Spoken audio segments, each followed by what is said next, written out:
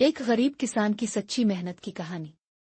ایک گاؤں تھا داور پہاڑوں کے دامن میں، جہاں سبزہ کم اور پتھر زیادہ تھے۔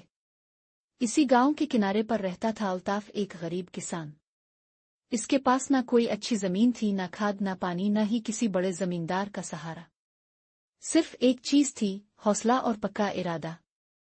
الطاف کو اپنے باپ سے ورثے میں جو زمین ملی تھی وہ مکمل بنجر تھی۔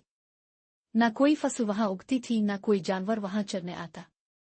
لوگ اس زمین کو مردہ زمین کہتے تھے۔ جب بھی وہ زمین پر کام کرنے جاتا، گاؤں کے لوگ ہنسی الفاڑتی۔ او الطاف، اس زمین کو چھوڑ دے، کچھ نہیں نکلے گا یہاں۔ اپنا وقت ضائع نہ کر، جا کے کسی امیر کے کھیت میں مزدوری کر لے۔ یہ زمین نہیں، پتھروں کا قبرستان ہے۔ لیکن الطاف نے ان باتوں پر دھیان نہ دیا۔ اس نے اپنی جھونپڑی میں بیٹھ کر ایک فیصلہ کیا۔ اگر زمین مردہ ہے تو میں اسے زندہ کروں گا۔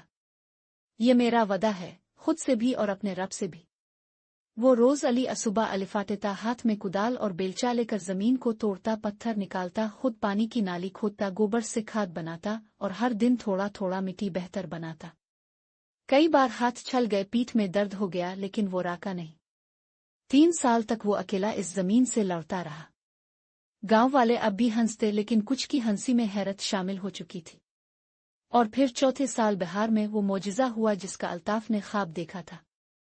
زمین پر پہلی بار ہریالی الفاگنے لگی۔ سبز فصلیں لہلہانے لگے۔ گندم کی بالیاں جو کسی زمانے میں ناممکن لگتی تھیں، اب سنہری روشنی کی طرح کھیت میں جگمگا رہی تھیں۔ جب گاؤں والوں نے الطاف کے کھیت